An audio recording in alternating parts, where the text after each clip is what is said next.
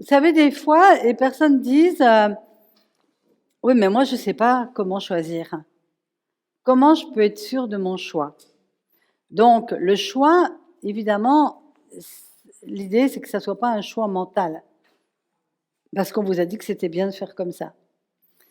Le choix, c'est vraiment quelque chose, quand tu y penses, tu dis oh oui, oh oui. Et ça me l'a fait, par exemple, quand on a visité des maisons. Je me souviens, on visitait des maisons à Montpellier, parce qu'on avait décidé d'acheter à Montpellier. On visitait des superbes maisons, puis on était là. Si on achète cette maison, qu'elle sera vendue dans 5 ans, et chaque fois, on était là. Alors que la maison, tu avais tous les critères.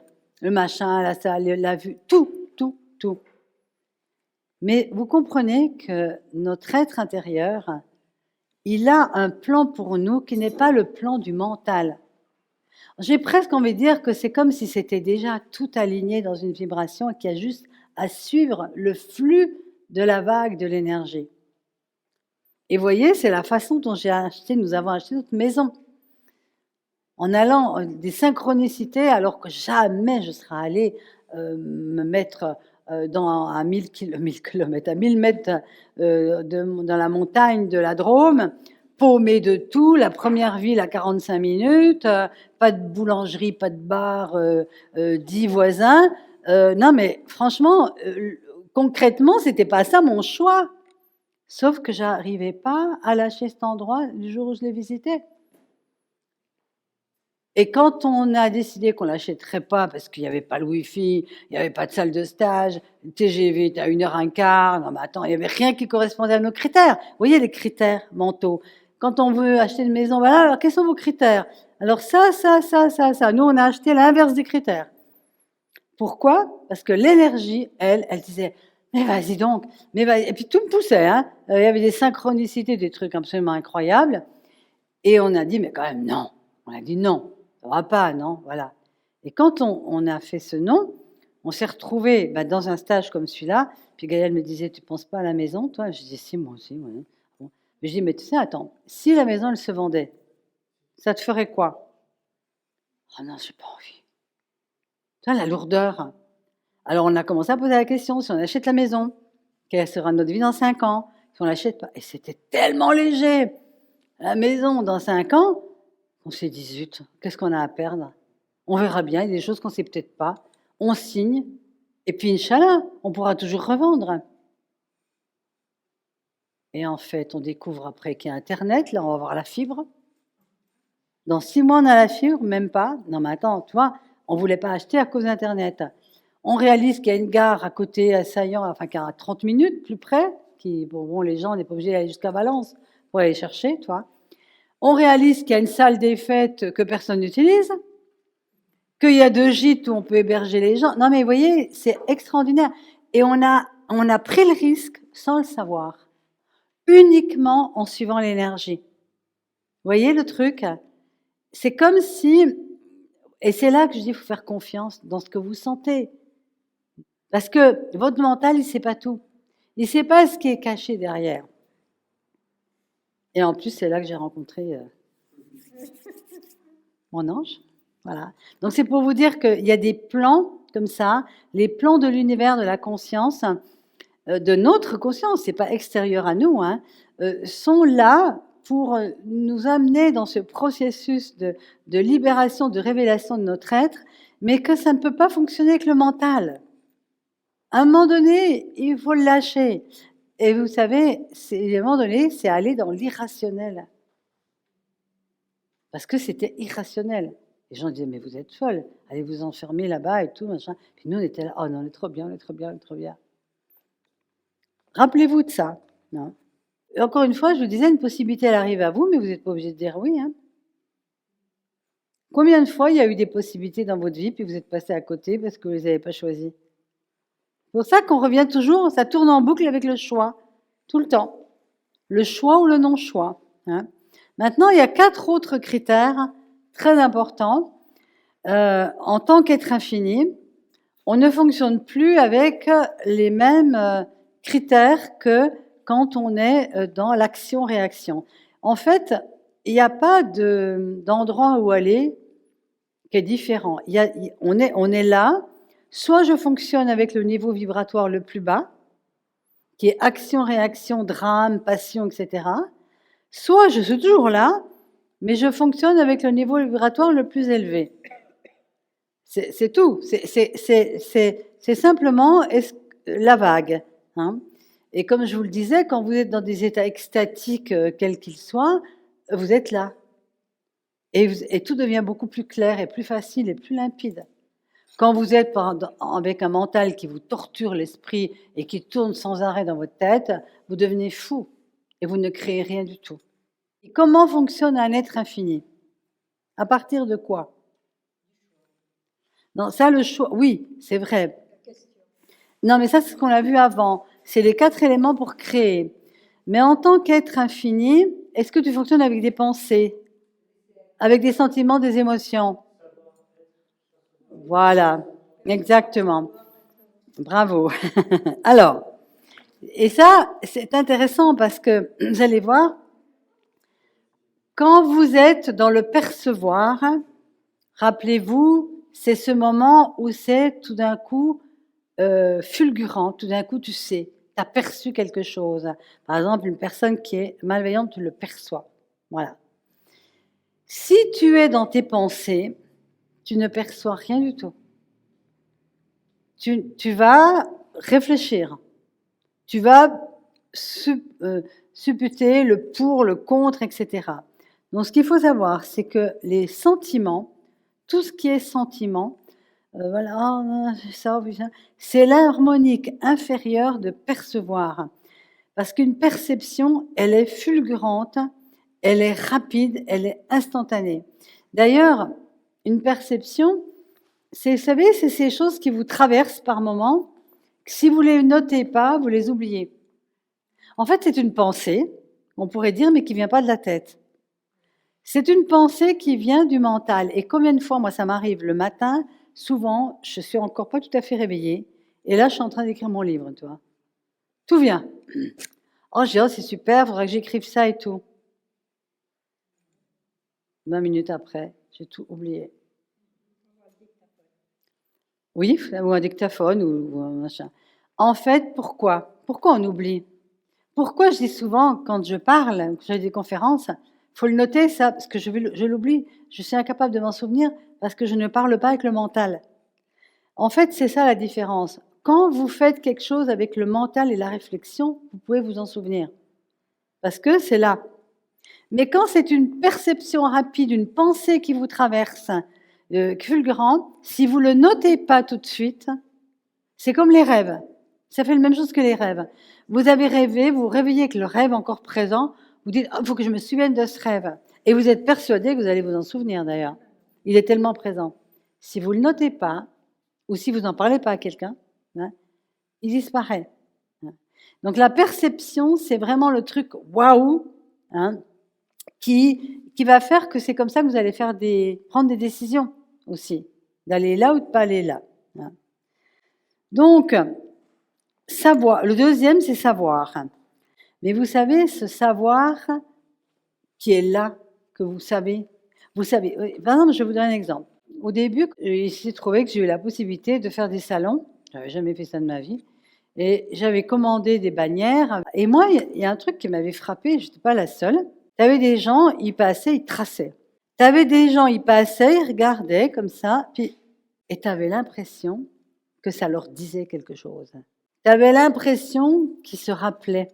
C'est-à-dire qu'en fait, nous portons à l'intérieur de nous un savoir qui n'est pas un savoir emprunté avec l'intellect et les pensées et la réflexion. En fait, au plus profond de nous, nous savons. Nous savons tout. Dès que nous, par exemple, quand il y a eu le Covid, moi, je me souviens, j'avais aucune information sur vraiment le virus, aucune information sur les vaccins, ce que ça faisait ou pas, mais je savais une chose, c'est que je ne me ferais pas vacciner. Et je ne peux pas vous dire d'où ça me venait, mais je savais que je ne me ferais pas vacciner. Et j'ai été étonnée de voir que... Alors, attendez, s'il y a des personnes qui sont vaccinées ici, je ne suis pas en train de vous juger, hein, du tout, du tout. parce qu'on a plein de raisons différentes et tout. Je suis pas en train de dire qu'il fallait pas et tout et tout. Simplement, je sais que moi, c'était impensable, hein. Et il y a un truc qui m'a frappée, c'est pour ça que je pense qu'on vient pas tous pour la même raison sur cette terre et que nous savons au fond de nous pourquoi nous venons, hein. C'est que, à force de faire des classes et des classes, on discute un peu avec les gens et on s'est rendu compte qu'il y avait beaucoup de gens qui avaient eu cette réaction-là aussi. Je veux pas. Puis il y en avait d'autres, ils s'en foutaient un peu. Et c'était OK aussi, quoi, je veux dire, parce que pour eux, ça n'avait pas le côté vital de la même façon que pour nous, tu vois. Et je ne fais pas de conclusion de ça, je me rends compte qu'il y a des choses, et puis il y en a d'autres, ça va être autre chose, il y en a d'autres qui vont jamais vouloir prendre l'avion, et peut-être qu'ils ont raison, l'avion il va s'écraser, j'en sais rien. Mais il y a des, comme ça, des perceptions, d'ailleurs c'est arrivé, hein, des histoires comme ça, la personne qui refuse de prendre l'avion, ou qui rate l'avion, ou je ne sais pas quoi, et en fait, l'avion, bah, il s'est écrasé. Mais c'était pas l'horreur, on va dire. Tu vois. Puis il y en a d'autres, ils le prennent alors que c'était pas prévu, parce que c'était l'horreur. Voilà. Mais il y a des, comme ça, des perceptions, il y a des choses qui font qu'à un moment donné, les choses se font ou ne se font pas, hein. Et ça, c'est très important parce qu'on a vraiment une guidance intérieure très puissante. Mais que si on pense trop, on ne l'écoute pas, parce qu'il n'y a pas la place pour l'écouter. C'est comme s'il y a plein de bruit dans une salle, non mais pareil, puis il y a quelqu'un qui est en train de faire une annonce hyper importante, tu vois. Je sais pas, il y a le feu, vous sortiez, etc. Personne ne l'entend parce que ça bourdonne de tous les bouts et que voilà, il y a trop de bruit. Et le mental, c'est ce qu'il fait. Il fait trop de bruit à l'intérieur et tu n'arrives plus à entendre le message de la conscience. Donc, un être infini illimité, il va fonctionner avec la perception, il va affiner ça. Le troisième, être. Vous avez jamais remarqué qu'il y a des gens, ils sont toujours en train de faire « Oh, c'est terrible, oh mon Dieu, oh, ça va, ah ». Moi, je connais une ou deux personnes comme ça. D'ailleurs, il y en a une, chaque fois qu'elle me voit, elle fait « Ça va, Mina ?» Elle attend la catastrophe. Tu vois, je suis là, tu sais, tu peux tout me dire. Et ça, c'est des personnes qui ont créé une attitude que si je suis comme ça, avec ça veut dire que vraiment, je suis vraiment présente. Je suis vraiment là avec toi. Les sauveurs sont un peu comme ça. Non, mais vous savez, ces gens qui prennent les problèmes des autres à cœur. Et ils sont très là. Les sauveurs des chats errants, des chiens, machin, et des gens aussi, hein. Je ne dis pas qu'il ne faut pas être bon, attendez. Hein, je ne dis pas qu'il faut être méchant, c'est pas ça que je veux dire.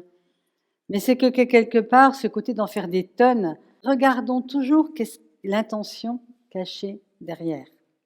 Voilà. Et ça m'a vachement éclairée parce que dans tout mon cheminement dans le développement personnel, on va dire, on rencontre énormément de gens comme ça. C'est là qu'on les rencontre le plus. Et enfin, le recevoir. Est-ce que vous aimez les cadeaux? Parce que pourquoi on refuse les cadeaux? Parce qu'il est bien possible qu'il y a eu des moments où on nous a fait des faux cadeaux. C'est-à-dire que des cadeaux, c'est pas des cadeaux. C'est que la personne, elle attend quelque chose dans l'échange.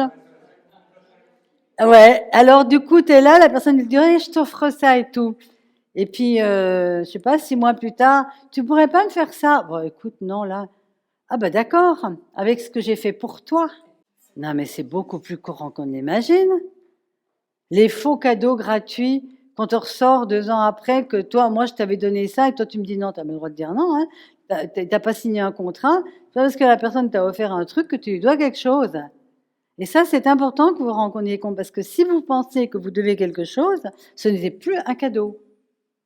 Et si la personne te fait comprendre, hein, que tu lui dois quelque chose, ce n'était certainement pas un cadeau, c'était de la manipulation pour acheter de toi un retour éventuel à un moment donné. Vous voyez la différence? Un cadeau, c'est un cadeau. Tu oublies que tu as fait le cadeau. Ben, si, tu peux refuser un cadeau.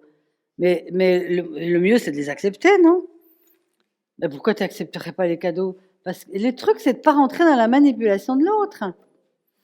Tu comprends?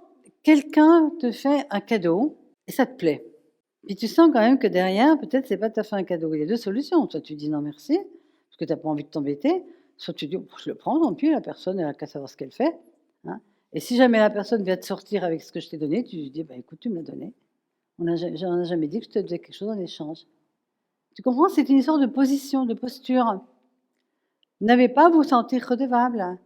Si tu commences à comprendre que quelque part, ce que l'autre, la posture de l'autre et ce qu'il a dans la tête, ça le regarde, et que toi, ta posture, elle te regarde, si tu veux, ça te rend libre aussi par rapport aux autres, parce que sinon, tu es sans arrêt en train. Moi, c'est pas parce que ma voisine, elle m'a aidé à faire ceci, cela, que je vais me sentir obligée d'aller lui rendre un service qu'elle me demande, que c'est pas le moment pour moi. Si je peux, je vais le faire, sans doute, mais je ne vais pas me sentir obligée. C'est ce côté de se sentir obligé. D'ailleurs, je vais vous dire, arrêtez de faire des trucs parce que vous vous sentez obligé, parce qu'on le perçoit. C'est important, c'est comme les promesses. Vous savez, il faut tenir ses promesses. N'en faites pas des promesses, parce qu'on ne peut pas les tenir, on ne sait pas quel va être le futur. Pourquoi vous promettez? Puis après, vous dites, mon Dieu, mais j'ai pas envie, mais j'ai promis. L'autre solution, c'est d'appeler la personne et de lui dire, écoute, je suis désolée, mais je t'avais promis de t'emmener au restaurant tel jour, et j'étais sincère, mais là, je me sens pas d'y aller, vraiment, c'est rien à voir avec toi, je n'ai pas envie d'y aller. Soit, il y a deux possibilités, soit vous ne le faites pas, parce que vous êtes trop mal à l'aise d'avoir promis, et que vous vous dites, il faut que je tienne mon engagement, et vous y allez en traînant les savates, et vous passez soit une bonne soirée quand même, soit une mauvaise, soit vous appelez la personne et vous lui dites, en vérité, là, vraiment, c'est difficile pour moi et tout, et que l'autre, une fois sur deux, elle va te dire, oh, c'est génial, ça m'arrange. Faites confiance à ce qui se passe à l'intérieur de vous. Ne soyez pas enchaînés avec des promesses, des engagements, des trucs comme ça. Et c'est tout ça que je vous disais, mais on ne peut pas promettre à quelqu'un de l'aimer toute sa vie. Par contre, vous pouvez dire, je m'engage à nourrir notre amour. Et encore que, tant que j'en ai envie, même ça, c'est, voilà. Mais si on décide, par exemple, de rentrer dans une union avec quelqu'un, il y a un minimum de, je ne sais même pas si je peux le dire ça, mais pour moi, dans ce cas-là, je pose, qu'est-ce qui fait qu'on est ensemble? Est-ce qu'on a envie vraiment d'être ensemble là maintenant? Est-ce que je ressens suffisamment d'amour pour moi, pour cette personne, d'honneur pour moi, pour cette personne, pour partager des moments intimes, privilégiés ensemble? C'est quelque chose, c'est des questions que vous devez vous poser. C'est pas parce que vous avez rencontré quelqu'un qui vous plaît bien que ça doit être une évidence que des fois, on rencontre des personnes, c'est pas pour autant qu'on veut vivre ensemble, vous voyez? Donc c'est intéressant, on abordera ça dans le sujet des relations, mais cette notion de vouloir s'engager, c'est toujours aussi pour maintenir quelque chose, pour nous rassurer. C'est comme le mariage et tout le reste. Ça peut être quelque chose de très chouette, mais si c'est parce qu'on a signé, puis que maintenant on est engagé, puis que tu ne peux plus t'en aller parce que maintenant on est marié, là, c'est plus tellement, vous voyez, un être, l'amour ne se nourrit pas de prison. Il se développe en liberté. Il faut sentir un minimum de liberté. Ce qui ne veut pas dire qu'on va en abuser. Attention, pas la même chose. Mais être obligé d'être avec quelqu'un parce qu'on a signé, ça c'est... Il n'y a rien de tel pour tuer l'amour. Voilà. Bon, alors donc, vous avez pigé tout ça, percevoir, savoir, être et recevoir? Oui? Ok.